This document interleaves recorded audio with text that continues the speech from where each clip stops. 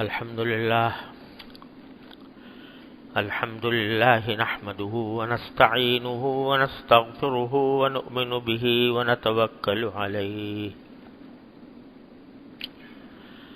ونعوذ بالله من شرور أنفسنا ومن سيئات أعمالنا ونعوذ بالله من شرور أنفسنا ومن سيئات أعمالنا ونعوذ بالله من شرور أنفسنا ومن سيئات أعمالنا من يهده الله فلا مضل له ومن يضلل فلا هادي له وأشهد أن لا إله إلا الله وحده لا شريك له وأشهد أن سيدنا وسندنا ونبينا ومولانا محمدا عبده ورسوله صلى الله تعالى عليه وعلى آله وأصحابه وبارك وسلم تسليما كثيرا أما بعد فأعوذ بالله من الشيطان الرجيم بسم الله الرحمن الرحيم يا أيها الذين آمنوا اتقوا الله وابتغوا إليه الوسيلة وجاهدوا في سبيله لعلكم تفلحون آمنت بالله صدق الله مولانا العظيم وصدق رسوله النبي الكريم ونحن على ذلك من الشاهدين والشاكرين والحمد لله رب العالمين.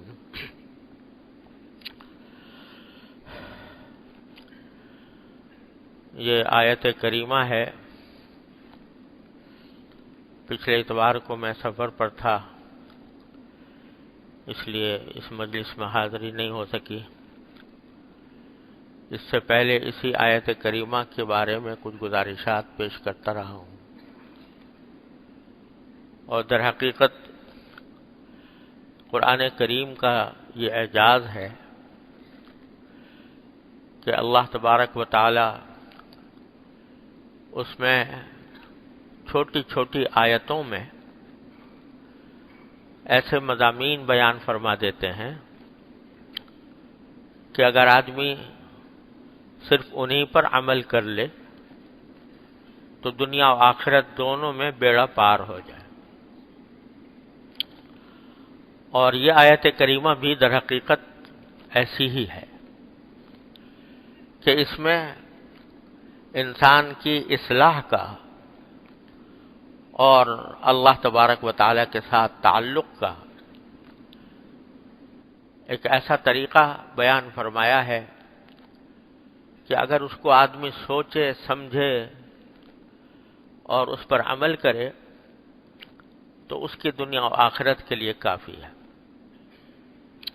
مختصر الفاظ ہیں، مختصر جملے ہیں، اور ان پر فلاح کا وعدہ ہے. فلاح لعلکم تفلحون، یہ ہم تمہیں اس لیے بتا رہے ہیں تاکہ تمہیں فلاح حاصل ہو. اور فلاح ایسی چیز ہے کہ جس کا اردو میں کوئی ترجمہ کرنا پورا ممکن نہیں ہے. فلاح کے معنی یہ ہے کہ آدمی کی کامیابیاں، اس کی دنیا و آخرت کی بھلائی، اور ہر کام میں اللہ تبارک و تعالیٰ کے فضل و کرم سے آسانیاں، اور ہر کام کے اندر اللہ تبارک و تعالیٰ کی نعمتیں، وہ سب اس میں شامل ہیں.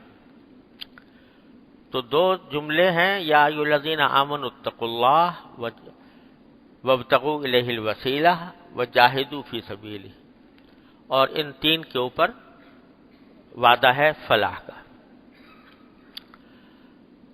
جیسا میں نے پہلے عرض کیا تھا کہ جو جو بنیادی کام کرنے کا ہے اور اپنی زندگی میں اپنانے کا ہے اور جس کا خیال ہر دم ہر لمحے اپنے دل میں رکھنا ہے، وہ تو اس کا پہلا جملہ ہے کہ اے ایمان والو، اللہ سے ڈرو، تقوی پیدا کرو۔ یہ تقوی ہی ایسی چیز ہے جو انسان کو دنیا میں بھی کام دیتی ہے اور آخرت میں بھی کام دیتی ہے۔ لیکن اس تقوی پیدا کرنے کے لیے راستہ جو بتایا اللہ تبارک و تعالی نے، ابھی میں نے اس کا صرف پہلا حصہ شروع کیا تھا، وہ یہ کہ وابتغوا الیہ الوسیلہ، اللہ جل جلالہ کی بارگاہ میں قرب حاصل کرنے کا وسیلہ تلاش کرو۔ یہ ایک جملہ ہے۔ آگے دوسرا جملہ ہے وجاہدوا فی سبیلہ، انشاءاللہ اللہ نے زندگی عطا فرمائی تو اس کی مزید تفصیل عرض کروں گا۔ لیکن پہلا جملہ جو ہے کہ اللہ تبارک و تعالی کے قریب پہنچنے کا، اس تک پہنچنے کا وسیلہ تلاش کرو، ایسا وسیلہ تلاش کرو جو تمہیں اللہ تک پہنچا دے۔ اور جیسا کہ میں نے پہلے بھی عرض کیا کہ مفسرین نے وسیلے کے معنی کیے ہیں عمل صالح، نیک عمل۔ تو نیک عمل، ہر نیک عمل، کوئی بھی نیک عمل ہو، نیک اعمال کی ایک طویل فہرست ہے۔ قرآن کریم میں، احادیث میں، نبی کریم سرورت عالم صلی اللہ علیہ وسلم نے نیک اعمال کی ایک بہت لمبی فہرست بیان فرمائی۔ عام طور سے لوگ سمجھتے ہیں کہ نیک اعمال صرف یہ ہیں کہ نماز ہے، روزہ ہے، حج ہے، زکوٰۃ ہے، تلاوت ہے، ذکر ہے۔ لیکن نبی کریم سرورت عالم صلی اللہ علیہ وسلم نے فرمایا کہ الایمان بضع و سبعون شعبۃ، ایمان کے 70 سے بھی زیادہ شعبے ہیں، اور فرمایا کہ اعلیٰ کلمۃ لا الہ الا اللہ، یا شہادت ان لا الہ الا اللہ۔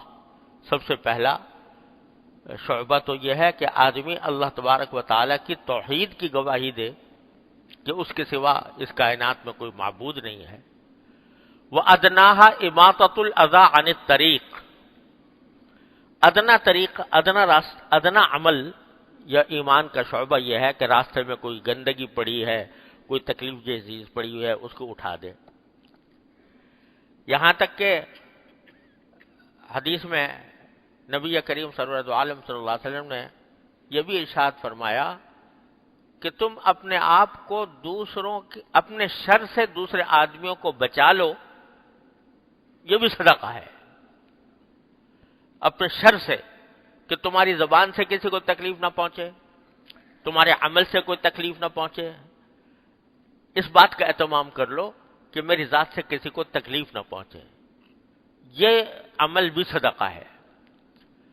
ایک حدیث میں فرمایا او تصنع لاخرق، جو آدمی کوئی کام نہیں جانتا اس کی مدد کر دو اور اس کو وہ کام کرا دو۔ اناڑی ہے کوئی آدمی، وہ کام کوئی جانتا نہیں ہے، کرنا چاہتا ہے، تم اس کی مدد کر کے اس کو اس کا کام کرا دو۔ کوئی آدمی کوئی کام کرنا چاہ رہا ہے، اس سے ہو نہیں رہا، تم نے کہا لاؤ میں کر دیتا ہوں، تو یہ بھی عمل صالح ہے، یہ بھی صدقہ ہے۔ اس کو صدقے سے تعبیر فرمایا ہے نبی کریم صلی اللہ علیہ وسلم نے۔ تو بے شمار ایک طویل فہرست ہے نیک اعمال کی، ان میں سے ہر عمل جو ہے وہ اللہ تبارک و تعالی تک پہنچنے کا ذریعہ ہے۔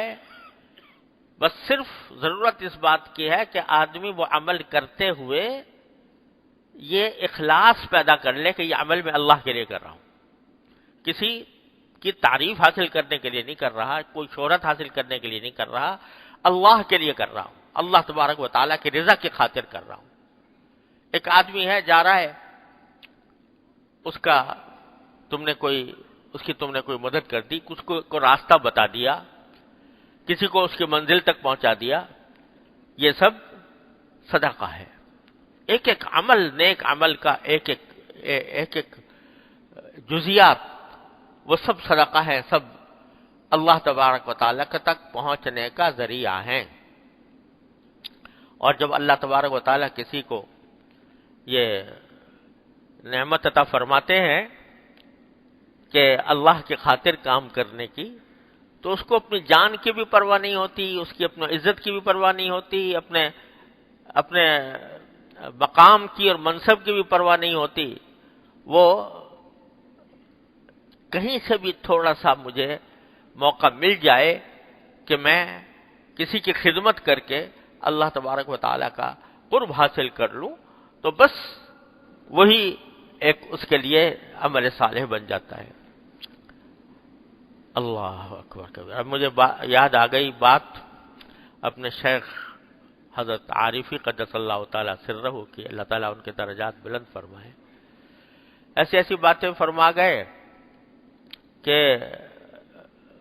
وقت پر یاد آ جاتی ہیں، الحمدللہ بڑی کام دیتی ہیں. ایک مرتبہ فرمانے لگے کہ اس دنیا میں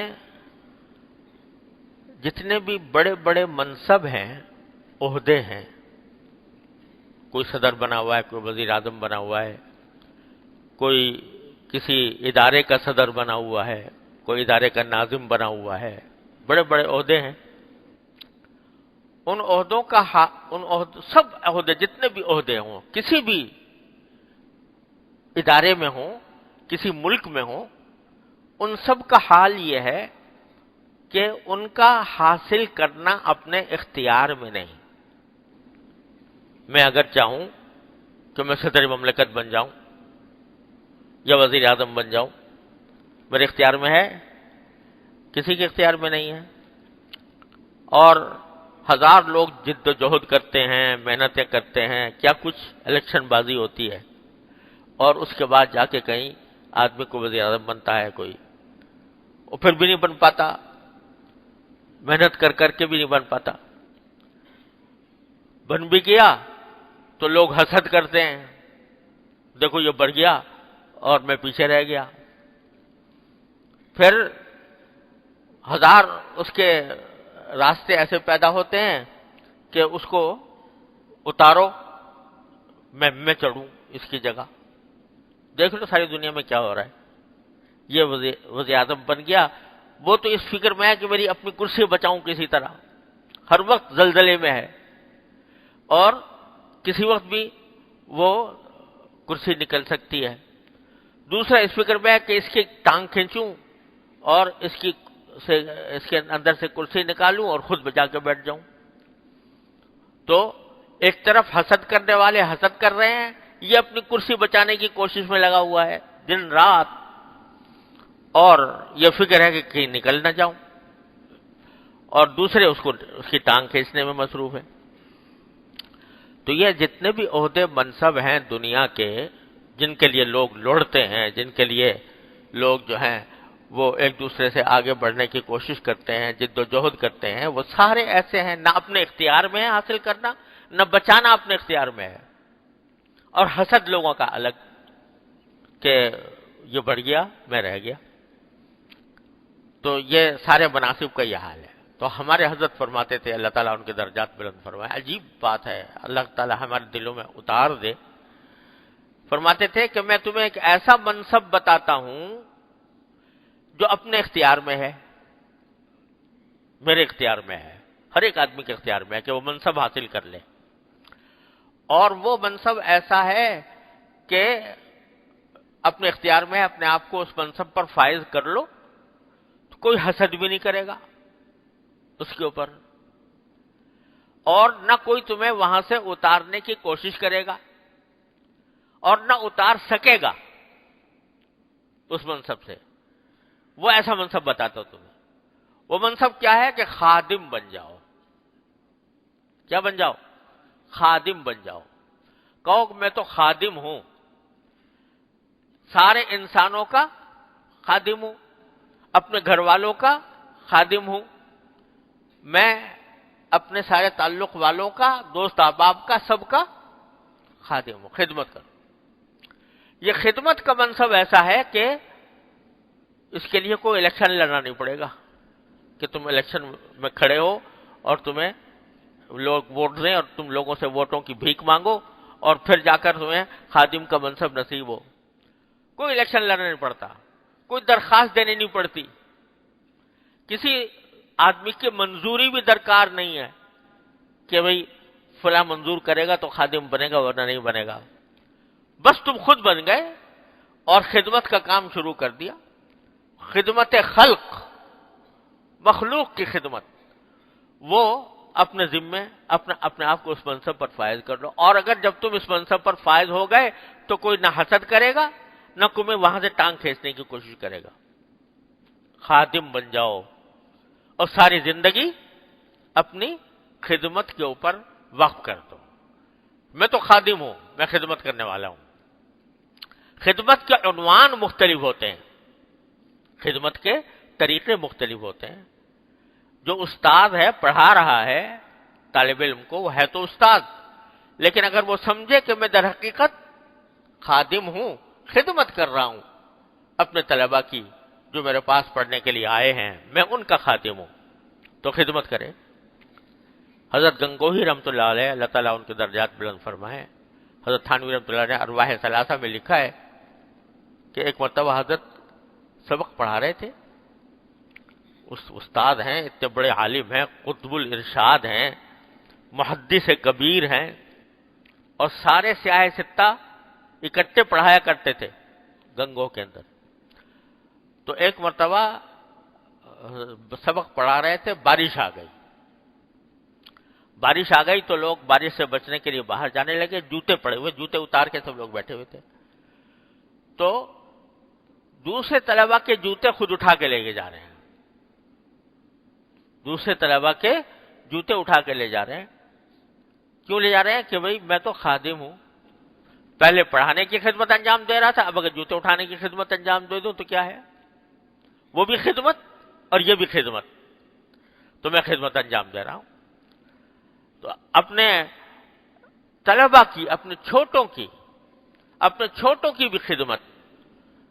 ہاں، بعض اوقات ایک استاد کو یا کسی بڑے کو اپنے چھوٹوں کی تربیت کے لیے کبھی کچھ ڈانٹ ڈپٹ بھی کرنی پڑ جاتی ہے، اور کبھی اس کو سمجھانا بھی پڑ جاتا ہے، کبھی کوئی سزا بھی دینی پڑ جاتی ہے. لیکن اس سزا کو بھی یہ سمجھے کہ میں خدمت کر رہا ہوں، میں خدمت کر رہا ہوں. یہ سزا جو دے رہا ہوں یہ در حقیقت خدمت کر رہا ہوں کہ تاکہ اس کو ایک برائی سے نکال لو. حضرت حکیم الامت مولانا تھانوی قدس اللہ تعالیٰ سرہ، اللہ تعالیٰ ان کے درجات بلند فرمائے، فرماتے تھے کہ جب میں کسی اپنے متعلقین میں سے کسی کو ڈانٹ رہا ہوتا ہوں یا مواخذہ کر رہا ہوتا ہوں اس کا، تو اس وقت بھی الحمدللہ دو باتیں ذہن میں ہوتی ہیں.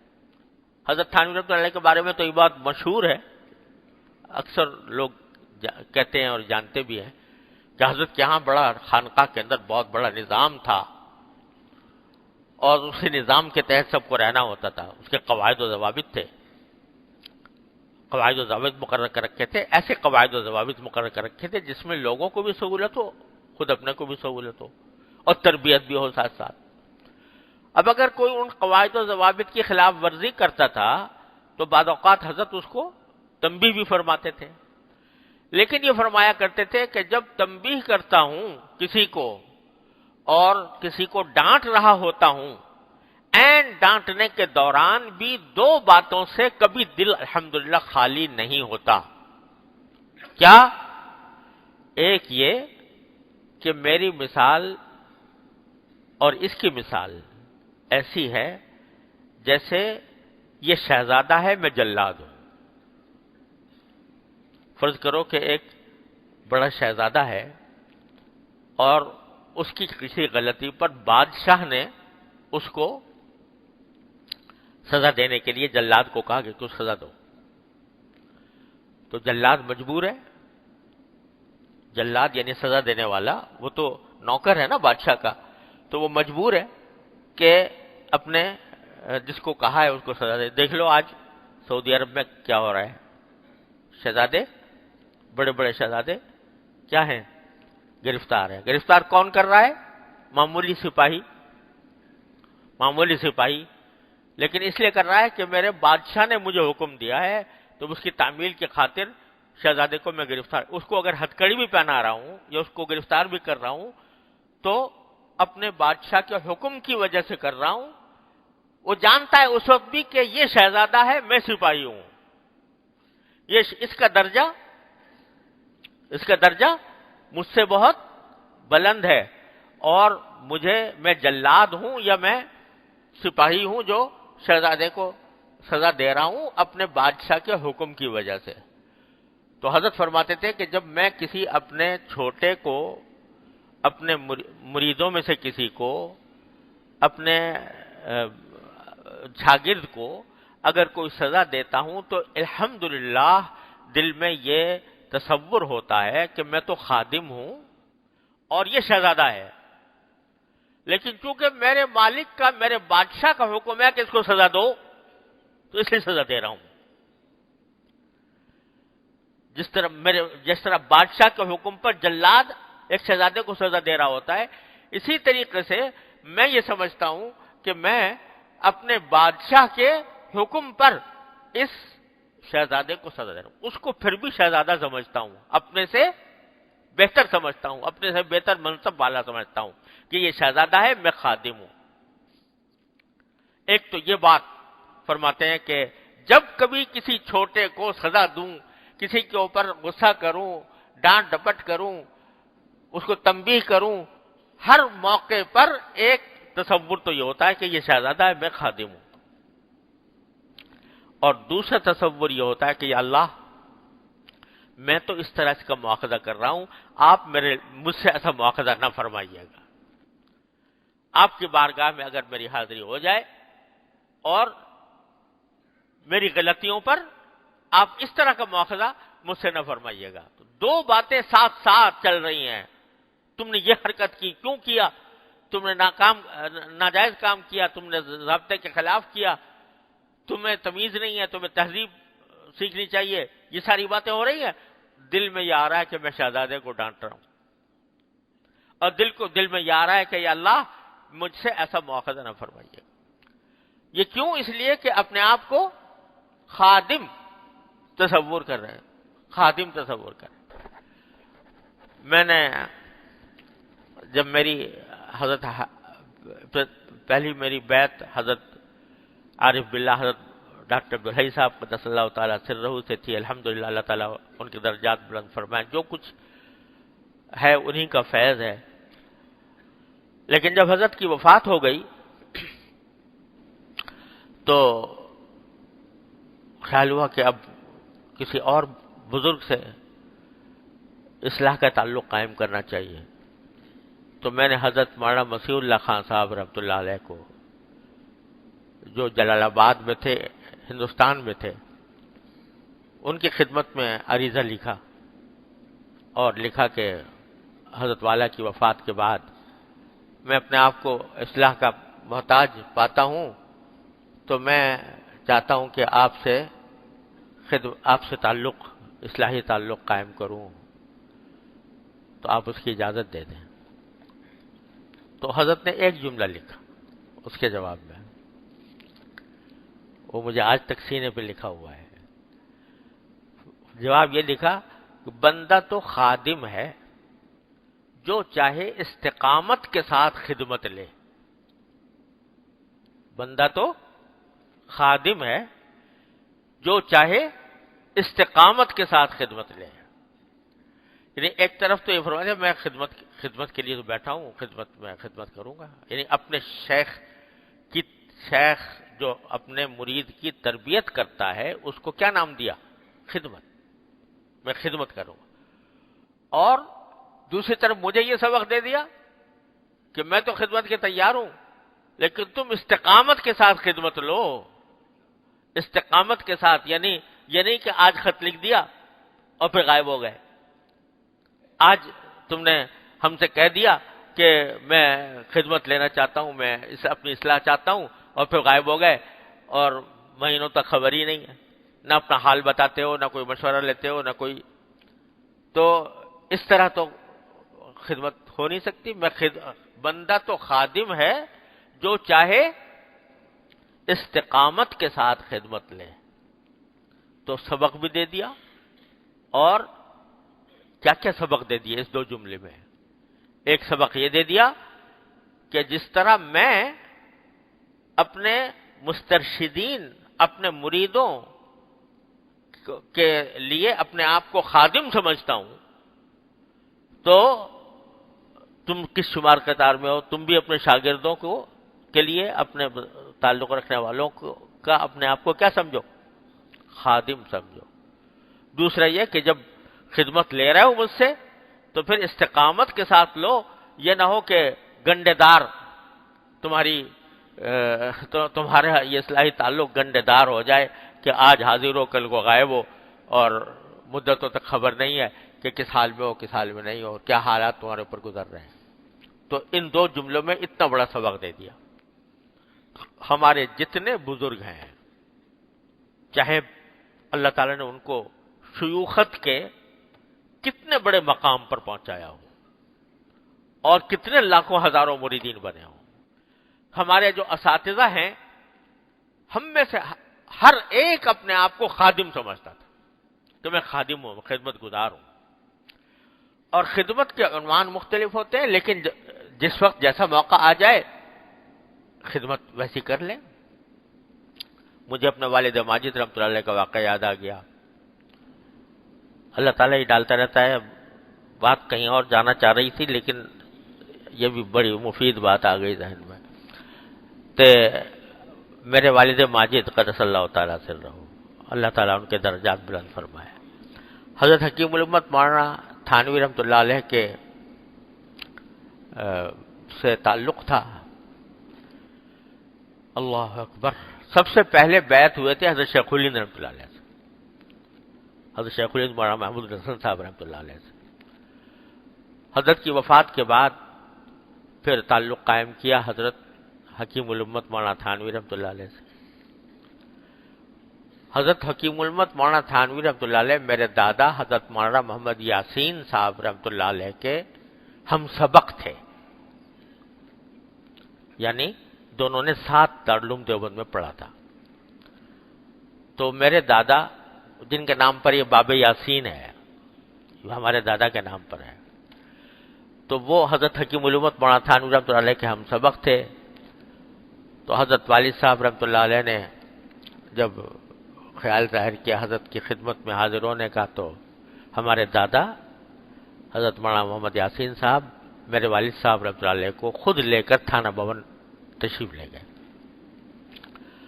اور جا کر حضرت والد صاحب رحمۃ اللہ علیہ نے حضرت حکیم الامت قدس سرہ سے یہ عرض کیا کہ حضرت میں اصلاح کے لیے تعلق قائم کرنا چاہتا ہوں، لیکن مجھے ڈر لگتا ہے کیونکہ میں کمزور بہت ہوں، اور کمزور بہت ہوں، زیادہ مشقت اور محنت برداشت نہیں کر پاتا. اس مفہوم کی بات عرض کی تو حضرت نے فرمایا یہ کیا بات ہوئی؟ کیا دین صرف اقویاء کے لیے ہے، طاقتور لوگوں کے لیے ہے، کمزوروں کے لیے نہیں ہے؟ دین تو اللہ تعالیٰ نے سب کے لیے بنایا ہے، کوئی طاقتور ہو تو اس کے لیے بھی ہے، اور جو کوئی کمزور ہو اس کے لیے بھی ہے. ہم آپ کو ایسا طریقہ بتائیں گے جس میں قوت خرچ ہونے کی ضرورت ہی نہیں، قوت اور طاقت کی، ایسا طریقہ بتائیں گے.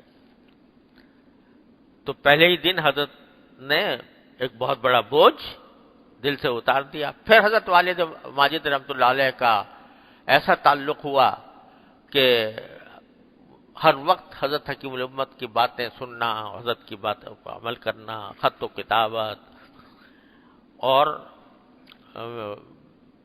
حضرت کی مجلس میں جب بیٹھتے تھے تو میرے استاد حضرت مولانا اکبر علی صاحب قدس اللہ تعالیٰ سرہ جو مجلس میں حاضر ہوا کرتے تھے، انہوں نے نقشہ کھینچ کر بتایا کہ اس طرح مبہوت ہو کر حضرت کی باتیں سنا کرتے تھے جیسے، اور ذرا سی کوئی بات حضرت نے فرمائی تو اس سے اچھل جایا کرتے تھے، اتنے محویت کے ساتھ حضرت کے ساتھ.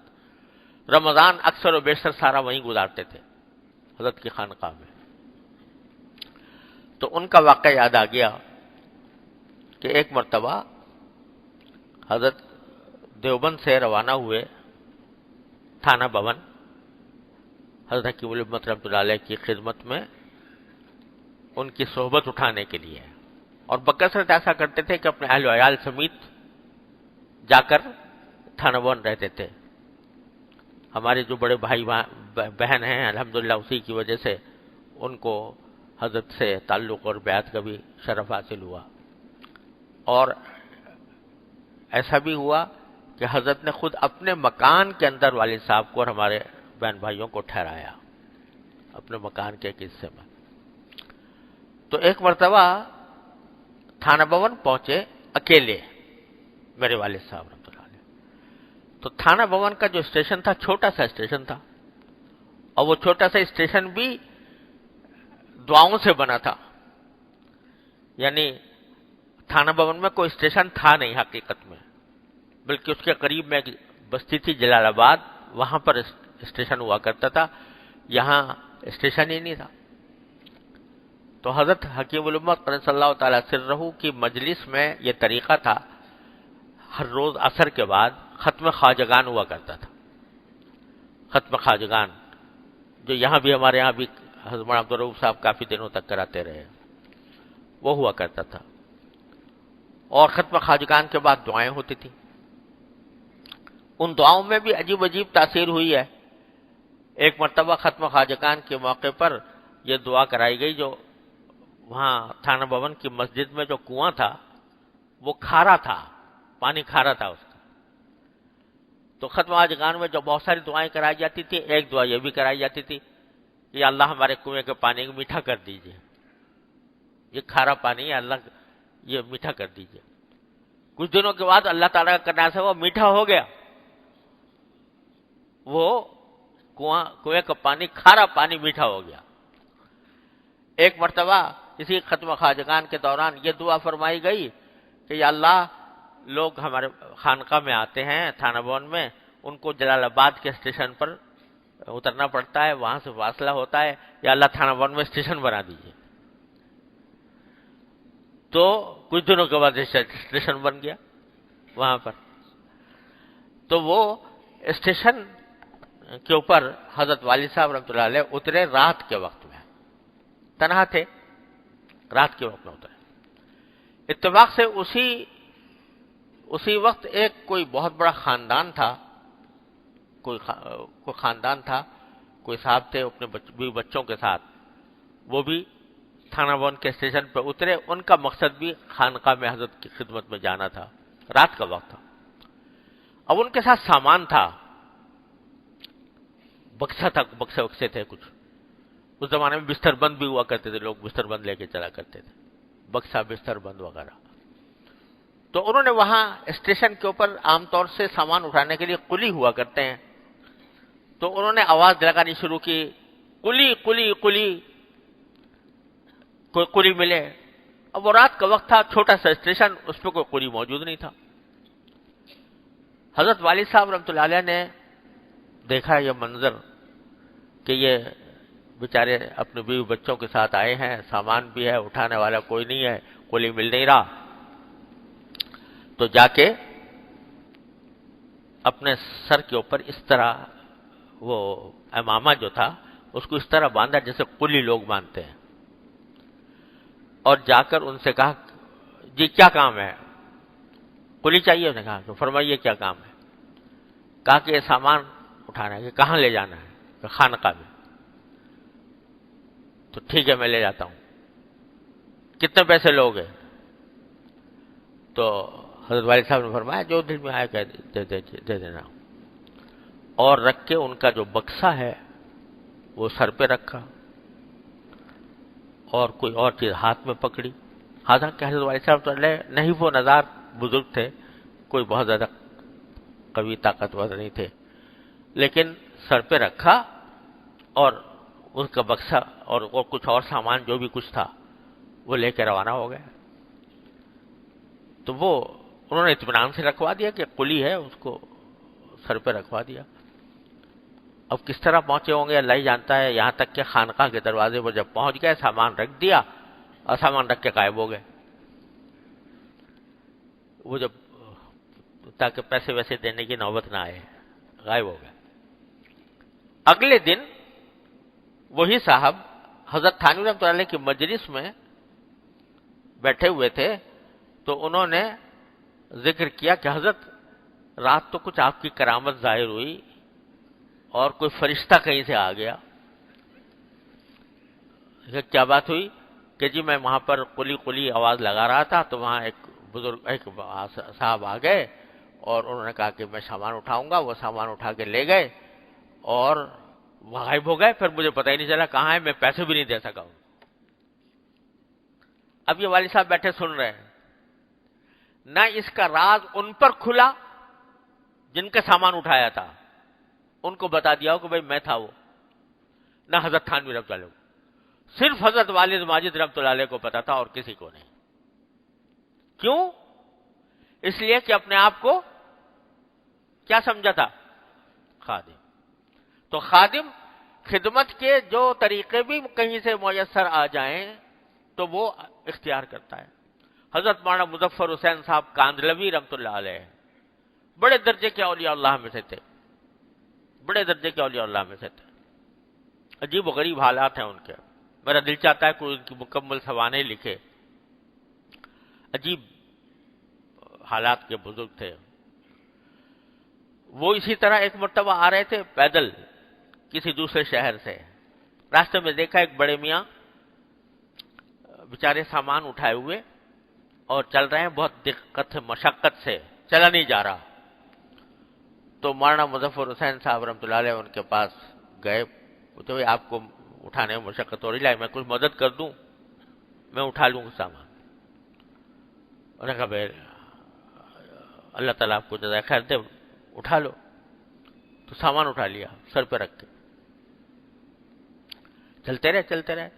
راستے میں پوچھا بھائی آپ کہاں جا رہے ہو؟ اس نے کہا جی کاندھلا جا رہا ہوں. تو کہا کیوں جا رہے ہو؟ کہ وہاں ایک بڑے بزرگ ہیں کاندھلا میں، مولانا مظفر حسین صاحب، ان سے ملنے کے لیے جا رہا ہوں. تو آپ جانتے ہو ان کو، مولانا مظفر حسین کاندھلوی کو؟ کہ ہاں جانتا ہوں. کہ سنا ہے بڑے بزرگ آدمی ہیں، بڑے ولی اللہ ہیں؟ تو کہنے لگے ہاں نماز تو پڑھ لے. میں جانتا ہوں نماز تو پڑھے. اور یہ کہہ کر سامان اٹھا کے اور چلتے رہے. یہاں تک کہ جب کاندھلا شہر میں داخل ہوئے تو لوگ سب جانتے تھے حضرت کو. دیکھا سر پہ سامان رکھا ہوا ہے تو لوگ دوڑے تو کہ کسی طرح وہ سامان جو ہے حضرت کا وہ خود اٹھائیں. تو انہوں نے آگے بڑھ کے کہا، تب اس بیچارے کو پتہ چلا. اس نے کہا جی غضب ہو گیا، میں تو ان کی خدمت کے لیے حاضر ہوا تھا اور انہوں نے خود ہی اپنا سامان اٹھا کے، میرا سامان اٹھا کے میری خدمت کر ڈالی. یہ ہمارے بزرگ تھے جن کا ہم نام لیوا ہیں بھائی. تو اللہ تبارک و تعالیٰ اپنے رحمت سے ان کے جذبہ خدمت کا کوئی حصہ اپنی رحمت سے ہمیں بھی عطا فرما دے. حضرت شیخ الہند مولانا محمود الحسن صاحب رحمۃ اللہ علیہ جانتے ہیں کہ نہیں؟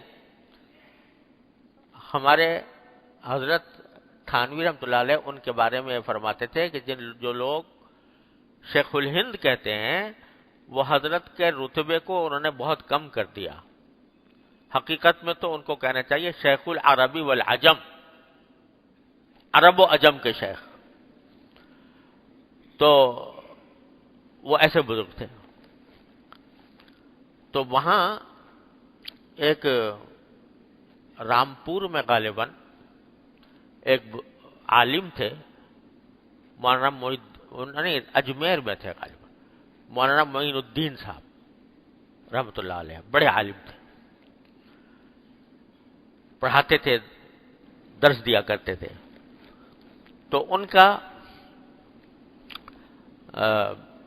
انہوں نے حضرت کی شہرت سنی تھی تو خیال ہوا کہ حضرت کی خدمت میں حاضر ہوں، حضرت کی صحبت سے مستفید ہوں، تو وہاں سے سفر کر کے دیوبند پہنچے۔ دیوبند پہنچے، اچھا وہ جو جس مدرسے میں تھے یا جس ماحول میں تھے اس میں علماء کی ایک شان ہوتی تھی، ذرا جبہ پہنے ہوئے ہیں، کچھ امامہ لگایا ہوا ہے، کچھ جبہ قبہ ہے، شان و شوکت کے ساتھ علماء رہا کرتے تھے۔ یہ بھی بڑی شان شوکت والے تھے، لیکن حضرت شیخ الہند کی خدمت میں تو لوگوں سے پتہ پوچھتے ہوئے کہ بھئی مولانا محمود حسن صاحب کس جگہ رہتے ہیں، تلاش کرتے کرتے حضرت مولانا محمود حسن صاحب کے گھر پر پہنچے، تو وہاں دستک دی، دوپہر کا وقت تھا۔ تو حضرت شیخ الہند رحمۃ اللہ علیہ ہمیشہ بہت سادہ رہتے تھے، کپڑے کی چھوٹی سی ٹوپی، اور اتفاق سے اس وقت لنگی پہنے ہوئے تھے، اور کپڑا معمولی کرتا اور لنگی۔ وہ باہر آئے تو یہ مولانا محی الدین صاحب یہ سمجھے کہ یہ کوئی خادم ہے، یعنی گھر کا کوئی کام کرنے والا ہے، تو ان سے کہا کہ بھئی میں مولانا محمود حسن صاحب سے ملنے کے لیے آیا ہوں۔ کہا تشریف لائیے اندر۔ لے گئے، وہاں لے جا کر بٹھا کر کہا کہ اس نے کہا بھئی میں مولانا کو اطلاع کروا دو کہ میں ملاقات کرنے کے لیے آیا ہوں۔ کہا کہ ابھی آپ تشریف رکھیے، ابھی تھکے ہوئے آ رہے ہیں، اب دور گرمی کا موسم ہے، پنکھا ونکھا جلا ان کو۔ تو کہا کہ تھوڑی دیر کے بعد کچھ کھانے پینے کے لیے کچھ سامان لے آئے کہ آپ دور سے آ رہے ہیں، کچھ کھانا کھا لیجیے۔ انہوں نے کہا بھائی میں کھانا کھانے نہیں آیا ہوں، میں نے مولانا محمود حسن صاحب سے ملنے کے لیے آیا ہوں۔ کہ جی ابھی ملاقات ہو جائے گی آپ کی۔ اور پھر جا کے پانی دیا اور اچھی طریقے سے خاطر تواضع کی۔ وہ پھر ڈانٹنے لگے، وہ تم سے اتنی مرتبہ کہا کہ میں تم سے ملنے نہیں آیا، میں تمہارے کھانا کھانے نہیں آیا، میں تمہارا پانی پینے نہیں آیا، میں مولانا محمود حسن صاحب سے ملنے کے لیے آیا ہوں۔ تو اس پر حضرت نے فرمایا کہ یہاں مولانا تو کوئی نہیں ہے، محمود بندئی کا نام ہے، محمود بندئی کا نام ہے۔ تو کھل گئی کہ شیخ الہند کیا چیز ہے، کس مقام پر ہے۔ یہ ہے کہ ان میں سے ہر شخص اپنے آپ کو کیا سمجھتا تھا؟ خادم۔ یہ وہ منصب ہے کہ جب اللہ تبارک و تعالیٰ کسی کو عطا فرما دے اپنی رحمت سے، اللہ تعالیٰ ہم سب کو عطا فرما دے، تو یہ خدمت کیا ہے؟ خدمت خلق، لوگوں کی خدمت کرنا، یہ بہت بڑا عظیم وسیلہ ہے اللہ تعالیٰ کے قرب کا، اللہ تعالیٰ کے قریب پہنچنے کا، کہ آدمی مخلوق کی خدمت میں لگا رہے، معمولی چیز نہیں ہے۔ ہم نے دین کو چند عبادات جو ظاہری عبادات ہیں ان کی حد تک محدود کر رکھا ہے کہ بس اسی سے ہوگا، لیکن ہمارے بزرگوں کا کہنا یہ ہے کہ تسبیح و سجادہ و دلق نیس، طریقت بجز خدمت خلق نیس، کہ طریقت اور تصوف یہ محض تسبیح پڑھنے سے اور مصلی بچھانے سے اور گدڑی کا لباس پہننے سے تصوف حاصل نہیں ہوتا۔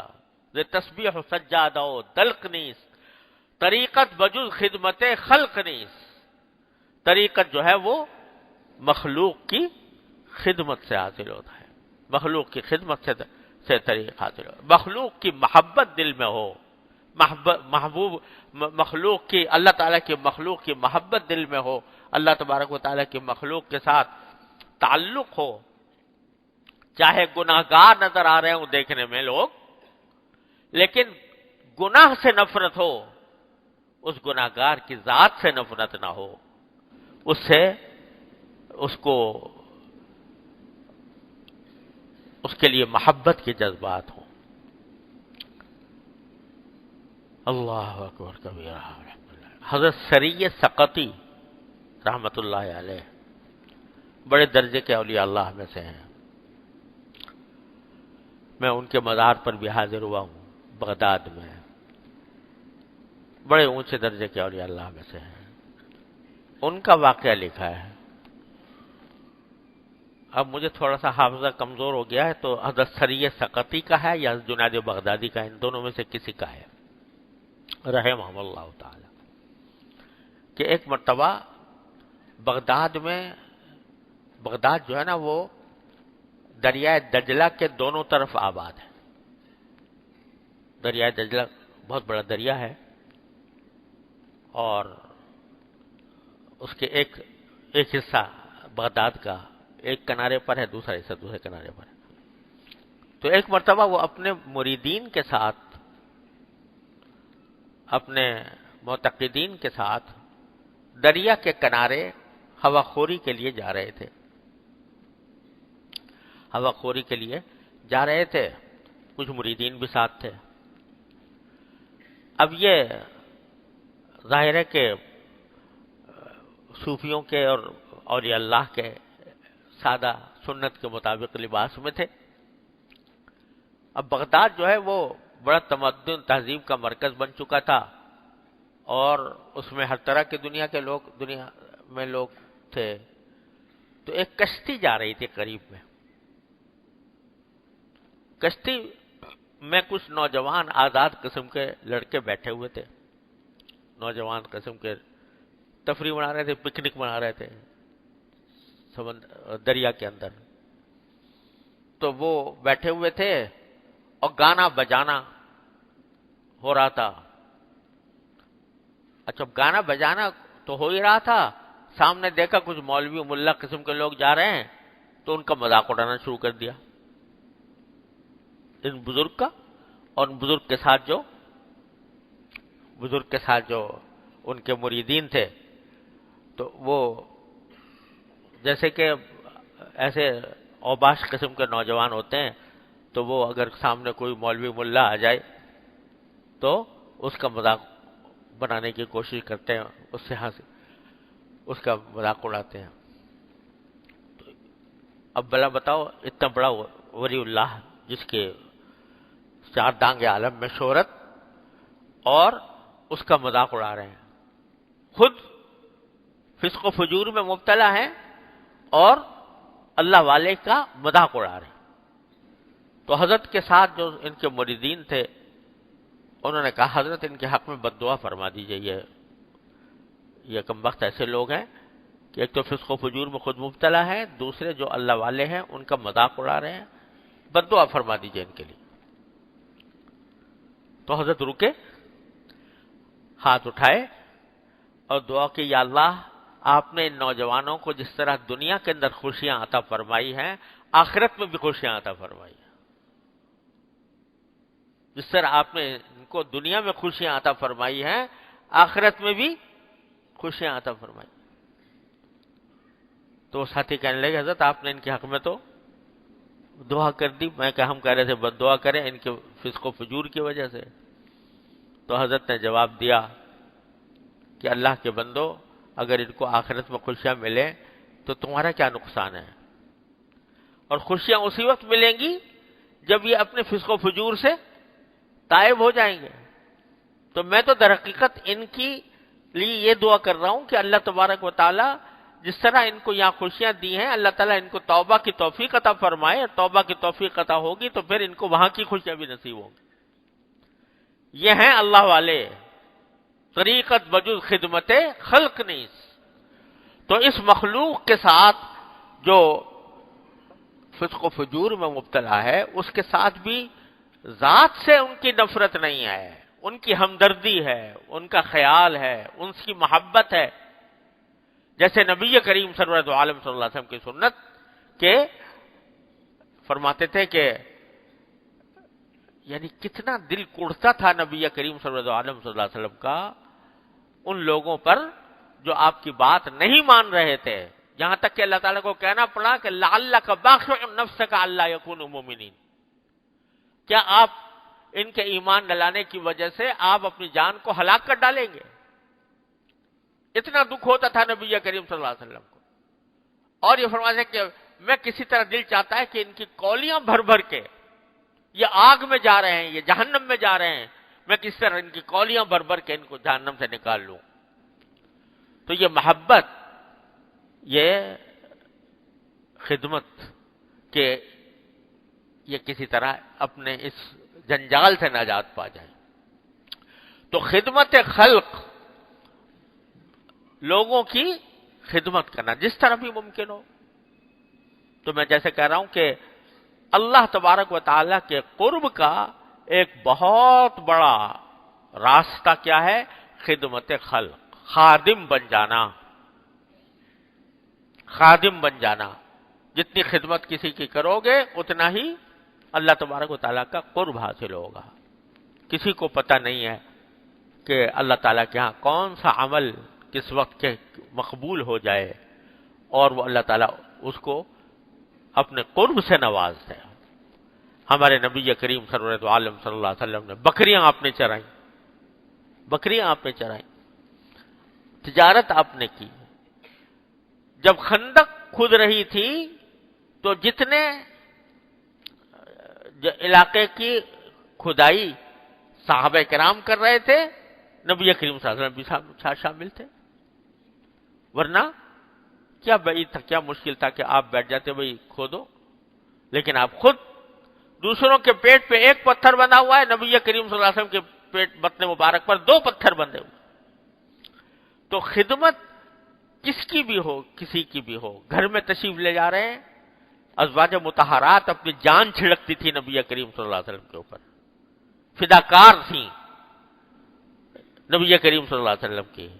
لیکن گھر میں جب تشریف لے جاتے تھے تو گھر کے کاموں میں ہاتھ بٹا رہے ہیں، اپنے گھر والوں کا کام میں ہاتھ بٹا رہے ہیں، کپڑے خود دھو رہے ہیں، بکری کا دودھ خود دھو رہے ہیں، کپڑے اپنے خود صاف کر رہے ہیں. اور حضرت عائشہ صدیقہ رضی اللہ تعالیٰ عنہ سے پوچھا کسی نے کہ رسول اللہ صلی اللہ علیہ وسلم جب گھر میں تشریف لاتے ہیں تو کیا کرتے ہیں؟ پوچھنے والے نے غالباً اس خیال سے پوچھا ہوگا کہ وہاں کچھ عبادت بہت زیادہ کرتے ہوں گے. لیکن جواب میں حضرت عائشہ رضی اللہ تعالیٰ فرماتی ہیں کان یکون فی محنت اہلہ، اپنے گھر والوں کے ساتھ گھر کے کام میں لگے رہتے تھے.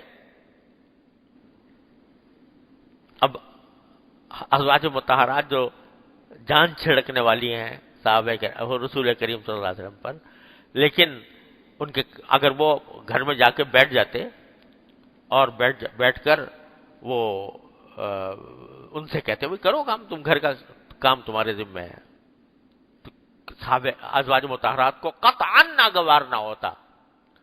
لیکن سکھا دیا امت کو کہ میری سنت یہ ہے کہ تم گھر کے کام میں بھی حصہ لو. ذرا سب ہم گریبان میں منہ ڈال کے دیکھیں اپنے کہ ہمارا کیا طریقہ ہوتا ہے. میرے ایک ساتھی تھے، اللہ تعالیٰ ان کے ساتھ خیر کا معاملہ فرمائے. ساتھی تھے، ایک سبق ہمارا ساتھ ہوتا تھا، تو وہ شادی شدہ تھے. میں تو بچپن کا زمانہ تھا، وہ شادی شدہ تھے. ایک دن وہ کہنے لگے میں جب گھر جاتا ہوں تو سب کے جتنے بیوی بچے ہیں ان سب کے کان کھڑے ہو جاتے ہیں، سب وہ بالکل الرٹ ہو جاتے ہیں. میں نے کہا کیوں؟ کہنے کسی کی مجال نہیں ہوتی مجھ سے آ کے کوئی بات کرے. میں نے کہا کیوں؟